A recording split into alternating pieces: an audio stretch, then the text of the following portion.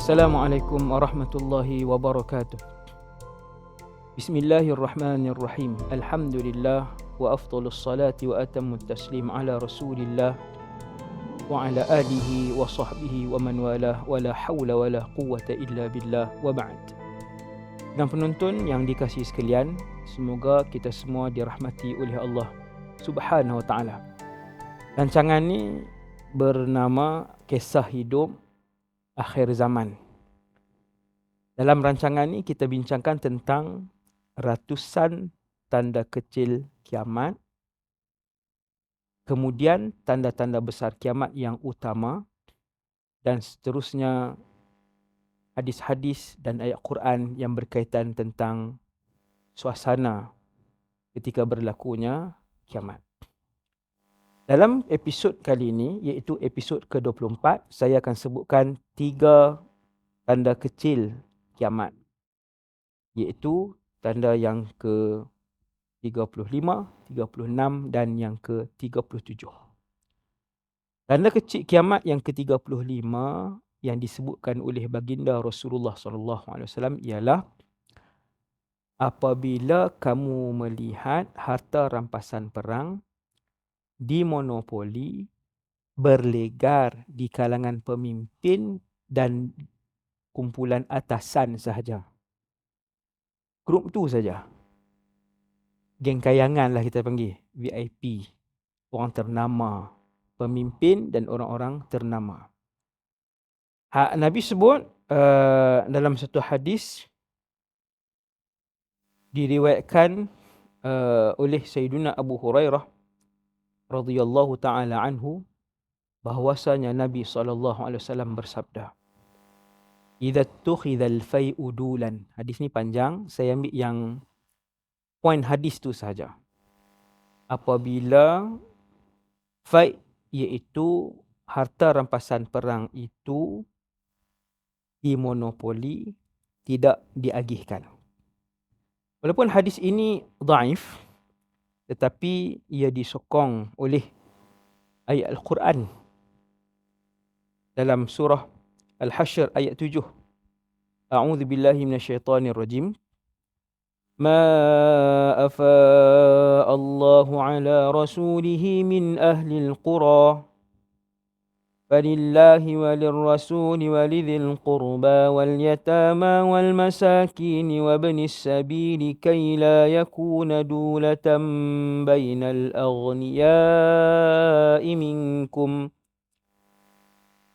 Harta rampasan perang yang diberikan Allah kepada Rasulnya.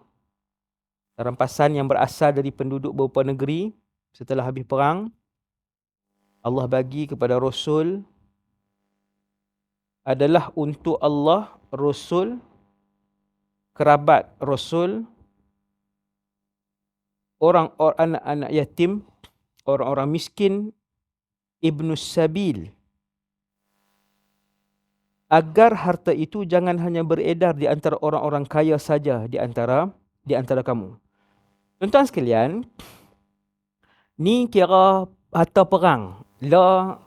Umat Islam tidak berperang. Tidak berlaku peperangan di antara umat Islam dengan musuh.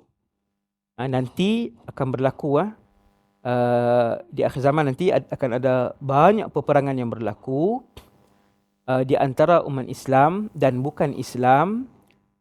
Apabila habis satu-satu perang, harta-harta yang ditinggalkan itu oleh pihak musuh, kuda, peralatan perang, senjata, emas, perak, semua itu dinamakan fai'. Ketika itu, ada satu masa ketikanya fai' itu hanya berlegar di kalangan pemimpin dan orang-orang ternama saja, bagi sama-sama mereka saja. Itulah salah satu daripada tanda kiamat yang akan disaksikan oleh umat ini. Itu tanda yang ke-35. Tanda yang ke-36 ialah dalam hadis yang sama, hadis yang saya baca tadi ni, hadis yang diriwayatkan oleh Al-Imam Tirmizi. Hadis yang sama, Nabi sambung lagi, Nabi kata apabila fai' dijadikan dimonopoli, tidak diagihkan, Dan begitu juga apabila amanah itu wal amanatu maghnaman, kata Rasulullah. Nah, wal amanatu maghnaman. Amanah dijadikan sumber untuk kumpul kekayaan. Yang ni macam jelas sikit. Macam hak tanda tadi 36 tu, hak 35 tadi kita macam jauh daripada realiti kita sebab perang. Tapi bila Nabi sebut, kalian akan tengok akhir zaman nanti amanah itu akan jadi sumber rezeki, sumber kumpul kekayaan oleh orang-orang yang tidak bertanggungjawab ni. Berebut ambil jawatan, berebut untuk pegang harta anak yatim, berebut untuk pegang harta apa-apa milik umat Islam, menjadikan tempat dan jawatan itu, pegang amanah itu, pegang harta itu, tempat kumpul kekayaan peribadi. Wal'iyadzubillah. Yang ni yang berlaku. Bila kita dengar tanda kiamat macam ni, tuan-tuan, saya berdoa, tuan-tuan berdoa, wahai Allah, selamatkanlah kami daripada ujian tersebut. Pegang duit orang ramai, guna untuk diri sendiri. Tuan-tuan, RM5 pun tak boleh masuk syurga. RM5 duit orang ramai, kita guna sengaja. No? Dan betapa banyaknya hari ini, wahai Rasulullah. Betapa banyaknya hari ini tempat-tempat posisi pemegang amanah, tak kiralah apa pun namanya, menjadi tempat pengumpulan harta, timbunan harta kekayaan pribadi dan keluarga. No? Hati-hati, ambil harta orang, RM5, RM10 pun tak boleh masuk syurga sekalipun mati syahid. Sekalipun mati syahid, selama orang itu tidak memaafkan kita. Allah Subhanahu Wa Taala dalam surah An-Nisa ayat 58, Allah Taala berfirman dalam ayat yang panjang, a'udzubillahi minasyaitonirrajim, innallaha ya'murukum an tu'addul amanati ila ahliha. Sesungguhnya Allah Subhanahu Wa Taala mengarahkan kalian, kita semua kita, untuk menunaikan amanah-amanah itu kepada ahlinya. Tuan. Jadi akhir zaman ini, amanah itu penjagaan harta, jaga jawatan yang ada harta umat Islam, diberikan kepada orang-orang yang bila dia dapat tu seronok tidur sambil senyum, sebab dia anggap hak tu dia punya sumber kekayaan dia dan anak isteri dia dan ahli keluarga dia. Wal'iyadzubillah. Itu tanda kiamat yang ke-36. Dan yang terakhir, yang ke-37 untuk episod 24 ni, iaitu Nabi sebut, Nabi kata dalam hadis yang sama, Nabi sebut dalam hadis yang sama, waz-zakatu maghraman, iaitu akhir zaman nanti, tanda kiamat ialah kamu tengok orang tunai zakat, dia tak seronok dah. Tak rasa manis iman, tak rasa tunai tanggungjawab, bantu orang miskin, tak. Dia rasa beban, macam bayar cukai, macam diperas hartanya, seperti dicuri hartanya. Orang kaya, diambil zakat, ambil cara halal, bukan cara ni tak. Lembaga zakat ambil harta dia, ambil cara halal, lembaga zakat pun bagi ke orang asnaf dengan baik. Dia tu pembayar zakat di akhir zaman merasakan seolah-olah ianya macam orang rampas harta dia. Dia berasa tak seronok, dia tak berasa pun yang tu iman. Dia tak rasa, tuan-tuan sekalian, semayang, puasa, bayar zakat ni, semua tu ada halawah, ada kemanisan dia, kepuasannya, keberkatannya. Tapi di akhir zaman, orang rasa meluat bila buat keluar zakat. Tapi sebab duk desak sangat, harta dia semua orang tahu, banyak mana, malu dengan orang, sebabkan yang lain, selain daripada malu, orang lain pula disebabkan nak tunjuk ke orang, maka bukan asbab kerana Allah tadi mereka mengeluarkan zakat. Nabi kata, akhir zaman, antara tanda kiamat, orang buat keluar zakat, tapi hati tak seronok.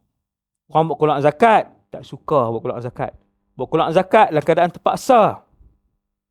Buat keluar zakat dalam keadaan dia berasa rugi. Sebab apa? Sebab zakat dia berjuta.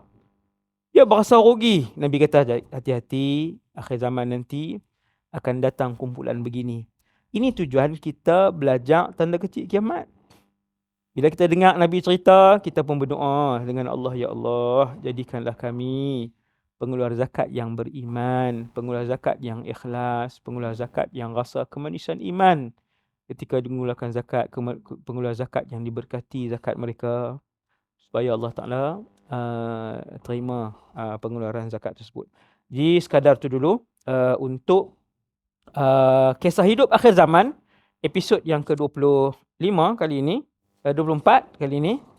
Semoga 3 tanda kecil itu memberi manfaat kepada kita semua, sampaikan kepada kawan-kawan, kepada anak isteri kita, untuk sama-sama berjaga. Kebanyakan tanda-tanda kecil ni, tuan-tuan, bila saya sebut, kita semua perasan, ni dah berlaku Ustaz, yang ni dah berlaku, yang ni dah berlaku, keliling kita aja. Semoga Allah Ta'ala jaga kita. Hanya rahmat, kasih Allah, fadil daripada Allah yang akan menyelamatkan kita daripada keseluruhan fitnah yang sedang berlaku ini. Qul qawli hadza astaghfirullahal azim li wa lakum. Sallallahu ala sayyidina Muhammad wa ala alihi wasallam. Subhanakallahumma bihamdik asyhadu an la ilaha illa anta astaghfiruka wa atubu ilaik. Assalamualaikum warahmatullahi wabarakatuh. Perjalanan kehidupan manusia dalam menghadapi cabaran akhir zaman.